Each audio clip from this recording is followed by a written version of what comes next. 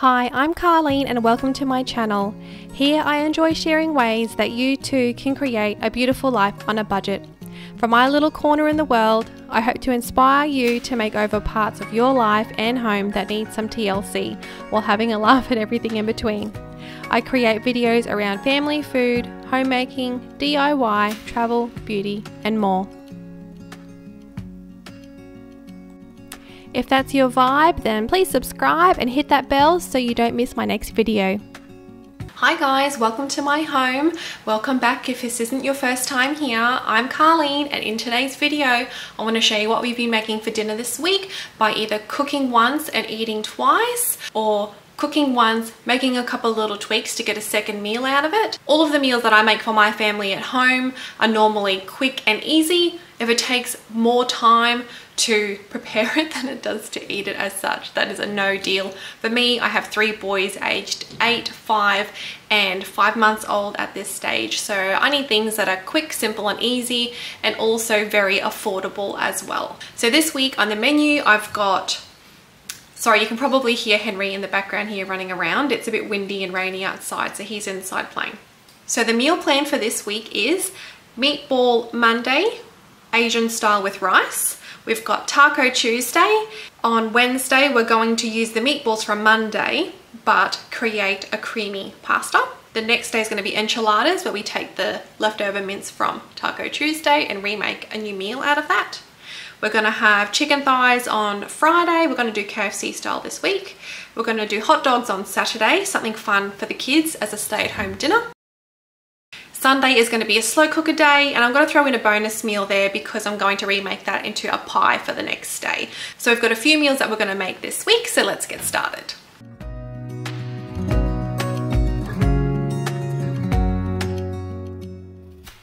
So this is everything we're going to need for Asian style meatballs and then creamy pasta and meatballs.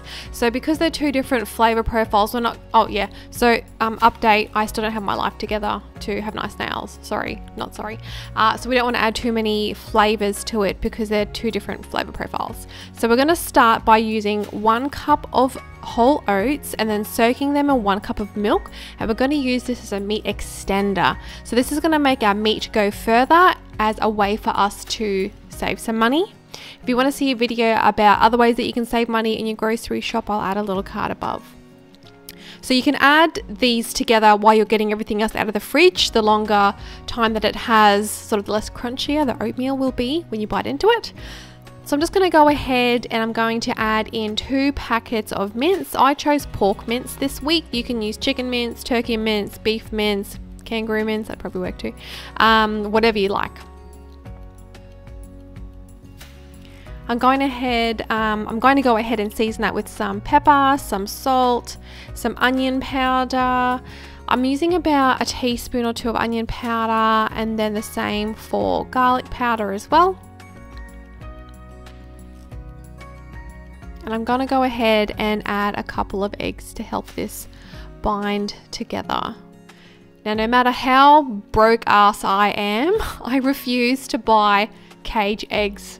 I can't put those hands through that. So these cost me a bloody bomb because Coles were having supply issues as usual. They didn't have their Coles brand, so I had to spend bloody $7 on a carton of eggs. But anyway, so I'm going to go ahead and mix this all together, and it feels quite moist to begin with. When I first made this, I was like, oh, this is going to be runny, but it does absorb, it does thicken up nicely. So don't be worried about that when you make this recipe at home. It does come together well. So I'm just going to go ahead and preheat my air fryer. I've got it prepped with alf oil, so it's like a quick, like a no mess, quick way to clean up at the end of the day. So I'm just going to go ahead and set that to 180 for about 10-15 minutes while I get everything else ready. And I'll explain later on. So this is earlier in the day before school pickup. I'm just prepping all the meatballs and rolling them together, sort of give them a bit of a smack around to get any air bubbles out of them so that they will bind together nicely. So if you're going to make this straight away, you know, preheat your air fryer, but then I realize, oh, I'm going to have to go and pick up the kids. So you'll see me in a new dress later on and picking up sort of where I had left off. But you can just ignore that bit if you're going to prepare this and then cook them straight away. I'm sort of pre-doing it while I've got 2 less kids at home, and then, you know, when it's go time and everybody's at home and everyone's, you know, hungry and there's tears and there's whinging and fighting and everyone's tired, then I can just quickly chuck these in the air fryer, as you will see in a minute. So I used 1 kilo of that mince, and it made me around 35 meatballs, I believe. And this lasted us, so there's 4 of us. There's Suki in the background there. So there's 4 of us for dinner, and then we had lunch for the 2 of us the next day. And then we still had enough to make a whole other dinner and then lunch from that dinner as well, so for the next meal night that I had prepared this meal for. Alright, so you can see by my change of clothes and the lighting, it's like 5 o'clock, 5:30 in the afternoon. I've reheated my air fryer again, and I'm just getting some rice on. So rice is an easy, economical way that you can serve a cheap meal to your family. Have we met? I'm using a pressure cooker because my rice cooker broke, but after I found the rice function, just why not? It's one less machine in the cupboard, right? So I've preheated the air fryer, and I'm just taking the little tray out of it so that I can layer it all through the bottom. They're barely touching, some of them are a little bit, but I sort of cram them all in there because I'm in a hurry and I need to feed everybody. And you can't hear it, but the baby's sort of crying in the background. There he is in his high chair. I'm feeding him in between this. So I've crammed them all in there. I've chucked it on for about half an hour and on about 180 to crisp those up nicely. So I'm going to get started on the sides. So I'm going to use some frozen onion because baby is in the kitchen and I don't want to gas him with onion gas. So that's one little hack for little baby mamas out there. This is how my mum taught me to tie these bags, so you don't need a peg or a little plastic little latchy thing. You can just use its own packet to seal itself off. Nice little way to do it. So I'm just frying off some onion in some butter to add some flavor to some green beans. And for the sticky Asian sauce, you need about 1/4 cup of soy sauce. I had just under, but that's all that I had left. So I'm just going to throw that, it's all gone, throw that into a saucepan. And we're going to add 3/4 cup of water to that. So you're sort of making up a cup of liquid. Got my onions frying in the background there. Add a dash of some rice wine vinegar to add some Asian sort of flavor there. A sprinkle of onion powder, sprinkle of garlic powder, sprinkle of pepper. Don't add salt because the soy sauce is already salty. I added 2 heaped soup spoons because I couldn't find my tablespoon. All in washing up. So yeah, add 2 heaped spoons of honey to taste. And I'm just going to make a corn flour slurry to thicken this up. So I used about maybe 1.5 tablespoons, 2 tablespoons of corn flour to just a dash of water. Obviously, the more water that you use, the runnier it's going to be, which is beating the point. So don't use too much water when you do that. After your onions are fried off and you've got a bit of flavor in there, I'm just adding in the frozen green beans. This is also another way that you can save a little bit of money and have a side dish always ready to go, is by using frozen vegetables. Right, there's our sauce nice and thick and ready to go. I'm just going to have that simmering in the background while I wait for these meatballs. So here they go. I ran out of camera battery, which wasn't very helpful. So I just threw those into the sauce. The green beans are ready. Prepared the rice, served it up with the kids' chives from the garden, and voila, Manic Monday dinner is done.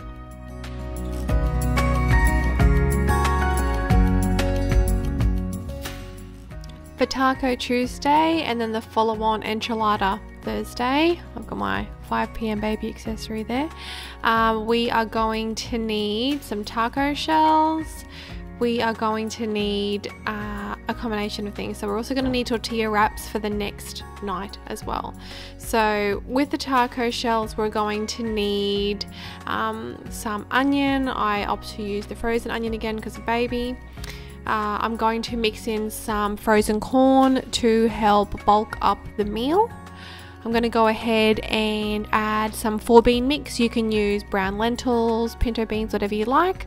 I'm going to add a large can of diced tomatoes because it's cheaper to buy 1 large can than 2 smaller cans. We're going to need salsa and sour cream to serve for the tacos. Some Mexican seasoning. This is a DIY recipe. I will link that above. And then you can use that for all Mexican style recipes. 1 kilo of beef mince. I've got cucumber and tomato to make a very simple salsa as a side dish. And then for the enchiladas, we're just going to need an oven tray. These are left over from when I made ahead some meals when I was expecting baby. We're going to need the tortilla wraps, some refried beans to help extend the meat. And we're also going to need a jar of salsa for the next night as well. To save the baby tears cutting up an onion while I'm wearing him, I'm just going to opt to use the frozen onion option again. It's pretty much the same price as a kilo of normal onions anyway. And I realized at this point that I wasn't recording, so I added in, browned the mince, added in the onions, added those 2 cans in, added 2 tablespoons of Mexican seasoning, it's catching you up here, salt and pepper. What else did I do? And voila, this is what you get. You can add some finer beans if you feel like your kids wouldn't like the texture of those larger beans. Mine sort of don't really mind. To help with the acidity of the tomatoes, I'm going to add some brown sugar just to sweeten them up a little bit. I'm losing my mind. But wait, there's more. I forgot the corn. And I also forgot to record me cutting up the basic salsa on the side dish there. You can see in my Tupperware container in the background. I wasn't having a good day, guys. Just one of those days. You feel me? I know you do. Trying to get it together over here. Baby's fallen asleep on me. I'm losing my mind. Alright, what's next? What am I doing? Having that on the simmer.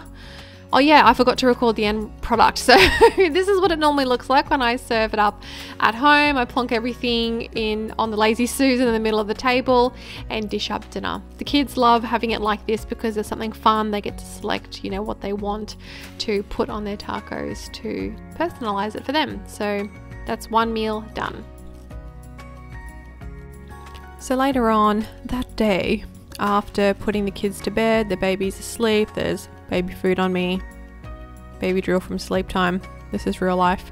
I'm going to put together the enchiladas. I prefer to do it later on, like the same day, because while the meat mixture is warm, it's easier to prepare. So you're going to need an oven dish. We're going to spray that. These were left over from when I did some meals when I was expecting our 3rd baby. Try and make life a little bit easier.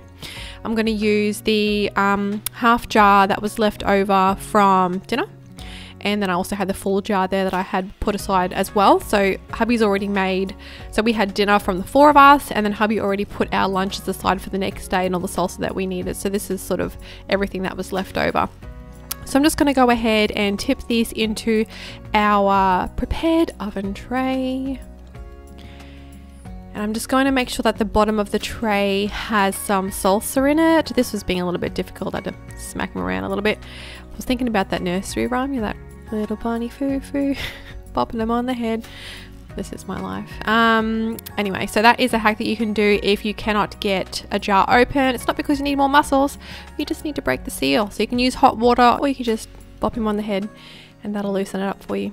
Anyway, so you want to make sure that the bottom of the tray has got that moisture in it so that it doesn't dry out the bottom of the tortilla wraps. And also if you were to freeze this, it freezes a lot nicely and it thaws out nicely as well.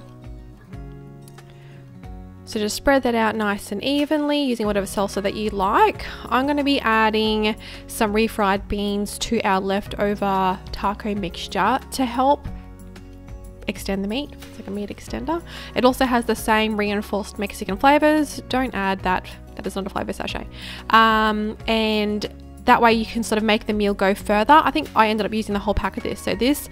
So we had dinner for all 4 of us, plus lunch for 2, plus I got 10 enchiladas out of this. So I like to add a smear of the refried beans, add some of the taco mince. It's almost like Mexican spring roll. I'm Filipino, so that kind of just felt like the next natural thing to make. Add a bit of grated cheese. I grated this myself in the food processor because I just find that it just melts a lot nicer than just like the prefab stuff that you get. You want to put it sealed side down, which will help prevent them from unraveling when they're being, you know, frozen, thawed, baked, whatever. So yeah, sealed side down just helps to keep them nice and tidy, and then that also helps them sort of smush along. So it looks like it's going to get quite full, but you'll see as I go, I will sort of keep squishing them in there until the whole pack of tortillas are in there.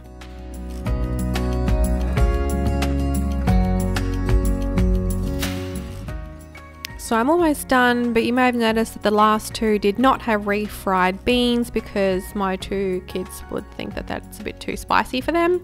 So I'm just going to do 2 without, because they'd probably have half an enchilada for each meal. I'm going to top them all with what was left over with the salsa. And I'm just going to spread that over so that it will even that out. And we're going to top that with some cheese as well. Now before I go ahead and put this in the fridge, I'm going to forget which one has 0 spice in it. So I'm going to add some parsley flakes. Use whatever you have. Used some of the extra taco seasoning if you've got it, whatever you like. I'm just going to mark the 2 down the end. It's giving me Leonard's vibes there, to remind me which 2 are safer for the kids to eat. So I'm just going to seal this up and stick that in the fridge, ready for dinner in a couple of nights' time.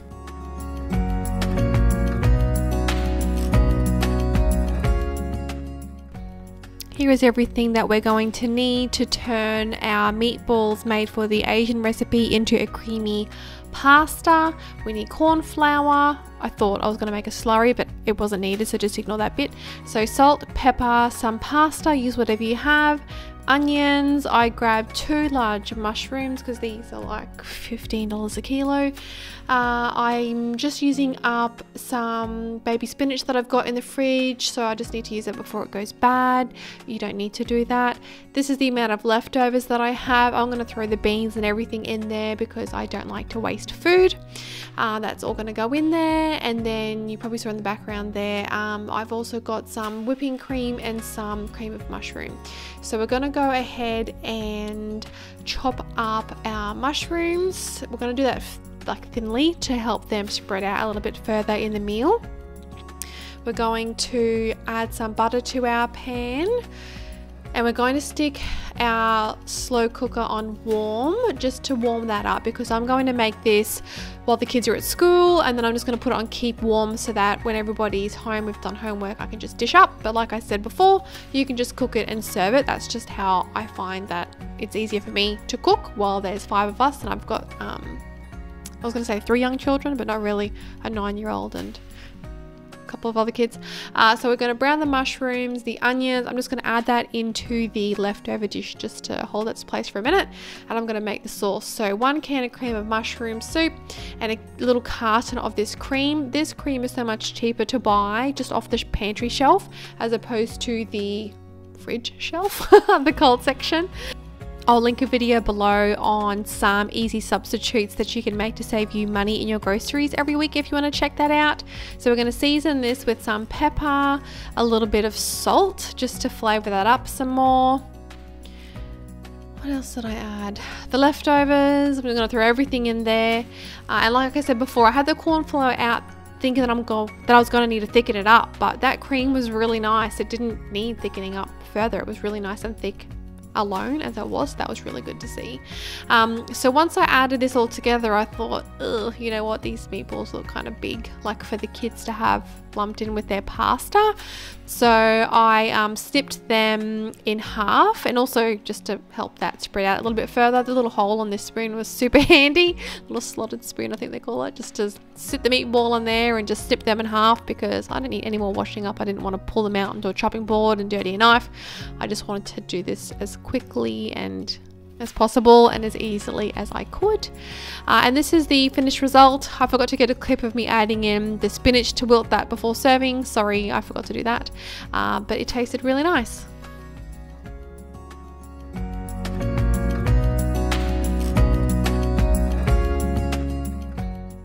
So this spin-off meal from the tacos early on the week is going to be super easy. I'm going to make a side of Mexican rice with just 2 cups of rice that's been rinsed, 2 cups of chicken stock, a 1/4 cup of tomato sauce. You can add other spices if you would like. I just wanted to keep it simple and easy.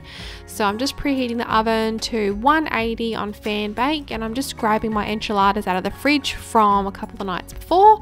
I probably should have taken this out first to let it come to room temperature to help it cook through, but yeah, it was fine. You can see here that I've got the parsley on the kid-friendly ones that didn't have the refried beans because they're a bit spicy. And I'm just putting it on a more of a sturdy oven tray because it's a bit heavy and I didn't want to have them fall through and end up on the floor. So I baked them until they were warmed through, and you can still see the dry parsley on top when it's done. So you can definitely see which one's kid-friendly. And I just topped it with some leftover salsa and some sour cream, and this is how it looks. You can see the melted cheese oozing out the side and the yummy mixture. So this was beautiful. There was enough for dinner and lunch the next day, for days actually, after this meal.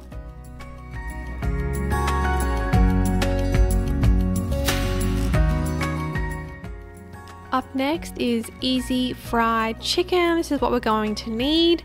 So I've got the thigh cutlets from Coles. There's 5 pieces, bone in, skin on, the tastiest kind. I've got some seasonings. You're going to need some gravy, some potatoes, and a head of broccoli. With the washed potatoes, I don't know about you, but I still wash them.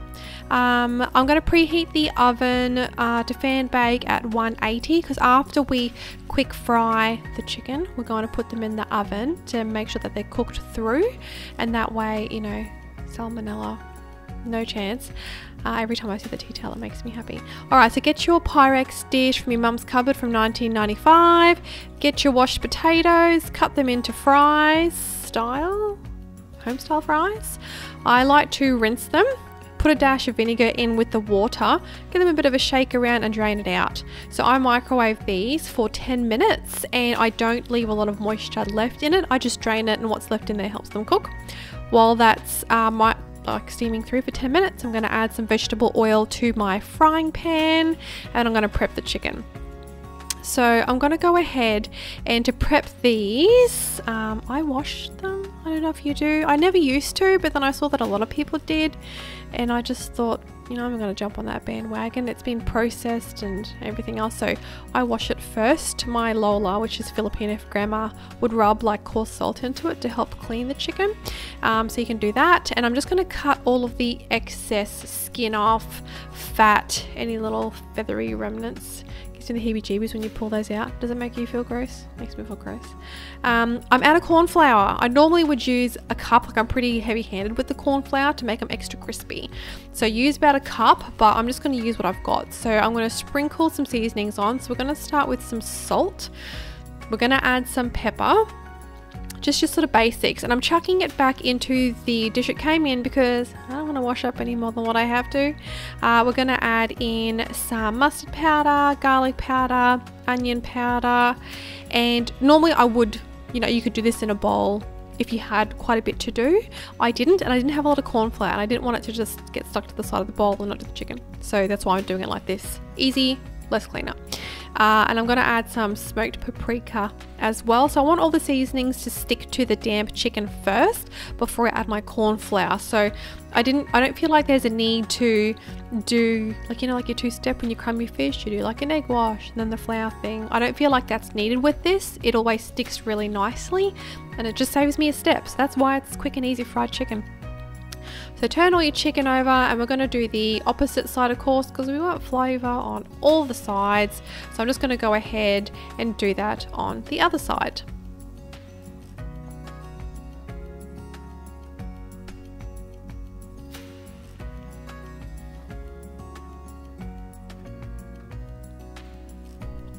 Now, of course, you could add more seasonings, you can add oregano, anything else that you like. I just wanted to keep it simple and basic, and I know that these flavor combos work, so that's what I went with. You can feel free to do whatever you like. So I just like to keep turning it over, and the moisture from the chicken kind of makes almost like a wet, sort of like a battery kind of feel to it. But the more corn flour that you have, the crispier sort of finish that you'll get on it. So it's going to end up looking a little bit like this when you're done. So I'm going to throw them into the hot oil, skin side down. And I find that I can fit 5 of them in my frying pan at once. I don't normally do them in small batches. I just like to get it done pretty much and get everybody fed. So go ahead and throw those in there. I don't normally like to keep turning them over, so I just wait until that top side is nice and crispy, and then after checking it, then I'll flip it.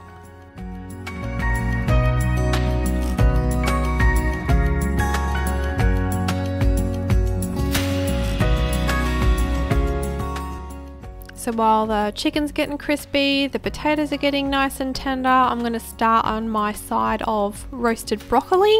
So to save myself dirtying any more than what I need to, I'm just going to go ahead and prepare this in the same bowl. I don't need a chopping board. I've washed this already, so I'm just going to go ahead and split these up into smaller pieces. Add a dash of your preferred oil to it to help them brown up really nicely in the oven, and also add a dash of garlic powder. Look at Suki in the background. She's like a little automatic Hoover. She hears you clinking in the kitchen and she comes to find the food scraps off the floor. It's great. So the chicken's looking mighty fine. Mighty fine. Nice and brown, so we're going to get that into the oven to help it cook through, because it does have a bone in the meat. It's going to take a little bit longer, and I didn't want to fry it for too long and dry out the meat. So I'm just going to go ahead, pop these onto a tray lined with alfoil and then baking paper. It means it won't stick, and it also means that it's going to be really easy for me to, you know, drain off the oil at the end and chuck in the bin, so I don't have to scrub an oven tray after feeding everybody. So we're going to take that broccoli that we prepared earlier, and we're going to sprinkle that around the chicken, and we're going to bake this together until the chicken's cooked through and then the broccoli is nice and tender. Now that's in the oven, we're going to swap back to the potatoes because now they're ready, and I'm going to add a couple of knobs of butter in there. You can add whatever, you know, fats you like. If you just want to add olive oil, feel free to do that. And I'm just going to pop the lid back on and use the heat from the dish to help melt the butter. I'll give that a bit of a shake around, toss that through, stir that through, and then once that's coated nicely, I'm going to chuck that onto a prepared oven tray just so that they don't stick, and then we're going to spread that out nice and evenly, because obviously if they're stacked high, all the ones down the bottom are going to be raw and white and not golden and crispy, which is what I want in my homemade fries. So we're going to chuck them in the oven and get those cooking. They take the longest, so definitely start those first. So we're going to prepare some gravy. Use what you have. I love this stuff. It reminds me of high school Caltex dirty chicken and chips. So my fries are done. My chicken and broccoli is done all together at the same time, which is lovely. This is the seasoning that I made in my last video on how to save you money. This one here you can use for a dry roast and some vegetable seasoning. So I'm just going to season my home style fries with this. And then I'll link that below so you know where to find that. And I'm just going to add a sprinkle of salt too, just to add some flavor to those home style fries. And this is dinner done. Nice and easy.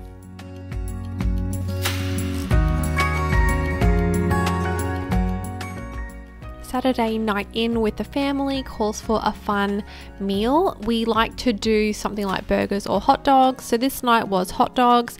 I warmed up the bread in the oven with a mixture of melted butter and Worcestershire sauce to crisp them up. Turn my back 1 second, the sun runs off with one of my hot dogs. Anyway, I got sauerkraut, bacon, grilled onion, cheese, fun little milkshake for the kids, just to make it feel special, even though this is a very cheap meal to pull together, very easy. The kids were out playing, excited to have a bonfire and sparklers, so we made a nice fun night of it, and you don't have to sacrifice fun even though you're on a budget.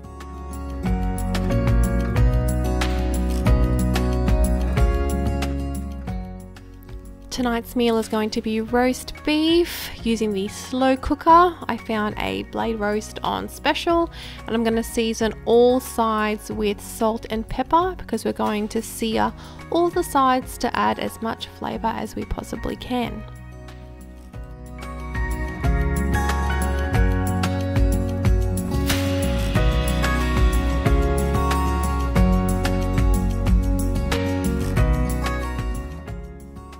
To the slow cooker, we are also going to be adding some stock. So while the meat is searing on all sides, I'm just going to go ahead and make that up with some hot water.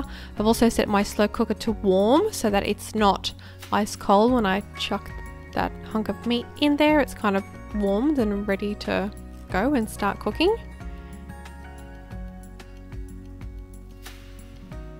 So once it's all seared on all sides, you can chuck that in the slow cooker.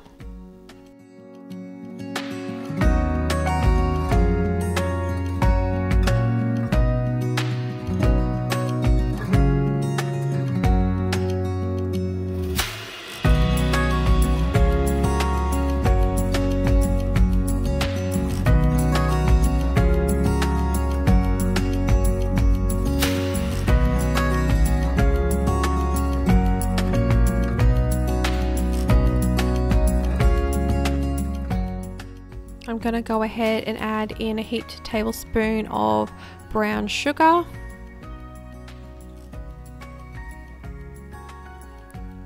going to throw in a couple of bay leaves.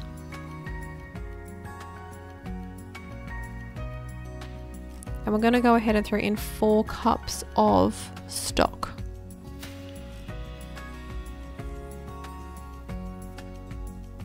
This will keep it really nice and moist and help it to really pull apart by the end. Chuck the lid on there and then set that to low. And it wasn't until this moment that I thought I was using chicken stock the whole time. It was meant to be chicken stock, not vegetable stock. I'm wearing glasses and I still can't see. Okay, here's a progress shot. So coming along nicely. So now that that's almost towards the end, I'm going to take another recipe out of Hope's book. And I mean, if you are really on a tight budget this week, you know, just do mashed potatoes or the fries that we did earlier in the week. I had sour cream left over from Taco Tuesday, and I had a stick of the cream cheese from a pumpkin pie muffin recipe that I didn't quite get to. So I'm just going to go ahead and use all that up. So I'm just going to go and I'm going to quarter up the potatoes, half and then quarter, because if you quartered it then it's not really, it's like an eighth, you know what I mean. Go ahead and prep those and cover them with water, salted water, add a bit of flavor, bring them to the boil and cook them through. The recipe did call for red potatoes, but these washed ones were on special, so they will do. And this is where they add in all the dairy, so not a great recipe if your family is dairy intolerant, because it has like all different kinds of dairy. Meanwhile, did you notice the chocolate ganache stuck to the bottom of my mixer? I didn't until this very moment. It normally sits on that side even when it's in the cupboard, so I didn't even know it was there. Anyway, so we're going to blend those until, we're going to mix those up until they're nice and smooth. We're going to add some butter, we're going to add a stick of cream cheese, and we're going to mix that through. The recipe did say until smooth, which I did do this time, but I liked it better the first time I made it, when I had it a bit more like a coarse mash, a bit more textured than runny smooth. I didn't enjoy it as much this time. The flavor was still good, but the texture was just kind of potato casserole-y. It did call for 1 cup of sour cream. I was a bit heavy-handed. And it was dark by then, so I didn't want to go out into the garden and get some chives out of the boys' little veggie patch, but that would have been a nice addition as well. And we're just going to add some milk. I think it said 1 cup, but you just add a little bit at a time until it's smooth, because you don't want it to be super runny. 2 teaspoons of salt, add a dash of pepper.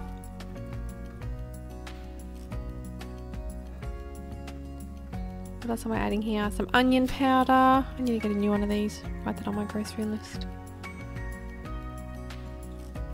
I think that's half a teaspoon. Yes, onion powder.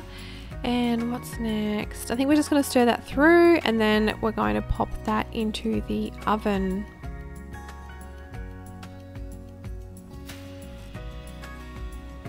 Don't forget to spray some non-stick on your dish so it doesn't stick everywhere. It wasn't a nightmare to clean, so it did its job.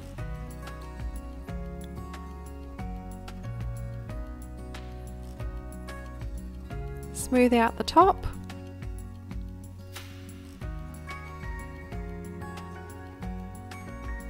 We want to stick that in the oven, covered up. The recipe did say about 40 minutes or so. I was starving and I was just so ready to eat, so I think I did mine for like 20 minutes, if that. Like, it's already cooked, it was just to heat it through. So while that's in the oven, I'm going to go ahead and add some corn cobs to some salted water. So we're going to start on all the sides now, so this can all be ready at the same time. I'm just going to go ahead and melt a little bit of butter just to add some flavour to our green beans is what I'm going to work on next. So I'm using frozen onions, so I've got baby in the kitchen there with me, you can't see him at this stage, but dinner time for him too, so my hands are full. So I'm just going to go ahead and brown these onions up. I'm going to throw in some green beans. There's baby there. A bit hard to do one-handed. And what I'm going to do tonight to make it a little bit different from the other night that I had these is we're going to add some lemon juice at the end. If you have fresh lemons, it's so much nicer. I miss having a bush lemon tree, but I don't have one anymore.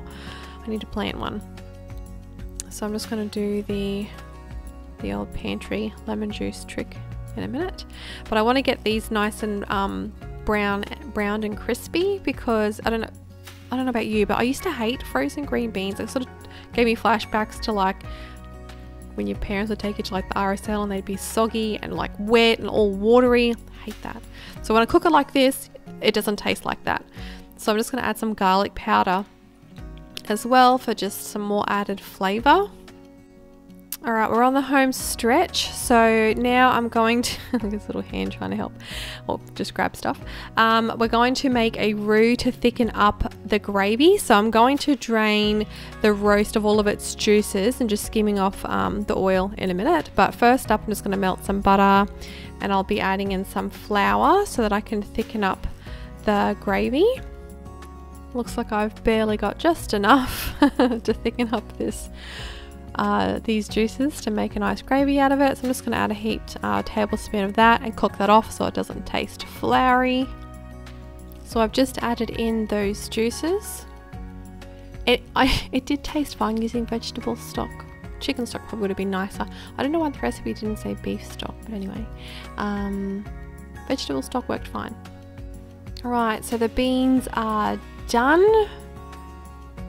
Nice and flavoursome, and this is the point where I'm just going to add a little bit of lemon juice just to brighten those flavours up a little bit and just to offset the creamy, like mashed rich potato as well. So now that the roast is done, I'm going to try my hand at carving it, and this is the point when I realise how tender it is, because I'm thinking, wait, where's the grain? Which way do I cut it? Oh, I don't need to cut it, it's just going to fall apart. Alright, let's roll with this. So I ditched the carving knife and I'm just going to use 2 forks, and I'm just going to shred this and serve it on the plate that it's on. So that was a nice win-win. Instead of using a gravy boat, I'm just going to go ahead and tip all of the juices and sauce gravy that I made over the meat here,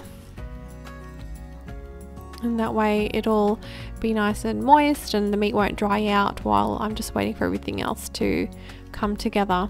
I like to have everything in the middle of the table and sort of dumped in the center. I don't know if that's a Filipino in me, but it's like, you know, it's loud and there's chaos and there's lots of people around the table and there's lots of food in the middle of the table. That's just how we tend to eat. So now I've pulled the potato out of the oven and I'm just sprinkling some herbed, it's actually stuffing mix, just to add some flavour on top and crisp that up. And this is dinner done. So the roast is all done, the green beans are ready to go, the corn is done, and this is what the potato looks like.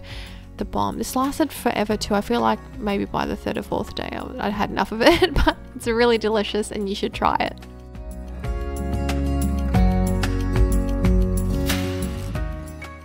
So I'd planned a week's worth of meals when I made this video, and this one will make it 8 meals, so bonus meal. So we're going to use the leftover meat from last night, and we're going to serve up dinner with the sides that we have left over. We're going to turn the meat into a pie using some veggies and some leftover beef juices from last night, and we're going to whip this together with a quickly and easily, and you can just use whatever gravy you've got as well for your mashed potato. We're going to just turn this into a pie using puff pastry. You could make your own short crust if you wanted to. I just needed a quick and easy solution because I just didn't have the time, and I also didn't want to use a food processor and wake up the baby that's asleep on me too, so you know, go with the flow. So I'm just going to go ahead and just slice up the meat. Even though it was really tender, I just wanted to get these into smaller pieces just to help it go further so it wasn't too chunky in the pie. And I'm going to go ahead and separate one sheet from the batch just to help it thaw quicker instead of leaving it in a lump. You could use the same for the base of the pie too. I was just happy just to do it on top. So we're going to fry off some onion, and while that's going to flavour up the meat for the pie filling, I'm going to warm up the beef juices from last night, add a little bit of water to the jar to shake that up to get all of that extra flavour out. I'm just going to go ahead and add that leftover beef to the pan. So this is what was left over after the 4 of us had dinner, the 2 of us had lunch, and this is what we've got left over to make the pie for the next dinner. I'm just going to go ahead and warm that up because I'm going to warm this up and then, you know, bake it and serve it straight away. I'm not going to be preparing it in advance. This is just before serving dinner. We're going to bulk it up with some frozen veggies just to help the meal stretch a bit further. You can use whatever you have left, whatever you had with your meal, and if you've got any other veggies in the bottom of the fridge that need to be used up, now would be a perfect time. It's just to throw it all in a pie, cover it with the yummy sauce, and the kids might hopefully eat it. And mine would if it's covered in a yummy sauce anyway. I ended up having to add a little bit of milk to the sauce because it was just a little bit on the saltier side, and I was just thickening it up with a corn flour slurry there with some water just to get this sort of thicker consistency. And once that was all heated through, I just added that to my Pyrex dish, which has been sprayed with non-stick so that I don't have a nightmare clean up later. Flattened it out, and I'm just going to add the puff pastry on top. Kind of looks like it's upside down, but we're going to go for a rustic look because I don't want it to be too prim and proper, because that takes more time and effort, and I just want to eat. I'm just going to make a couple of slices in the top of the pastry to help the steam escape, and it'll just make a little pretty pattern on top as well. And I'm just going to open those up a little bit because the pastry is warming up because of the hot filling underneath, which is okay. I'm just going to try and work quickly so we can get this into the oven. I don't know about you, but I feel like I waste so much milk if I just tip it into a cup to baste it with some milk just to help with the colour. So I just like to use a cup full of milk so I don't waste anything. And I'm just going to go ahead and brush that along the whole surface, especially concentrating on the edges because they're going to puff up really nicely if they've got some milk on them. And a bit of the filling will escape out of the sides as well, so it just kind of meets in the middle with it sort of crispy and saucy. It'll be beautiful. You'll see.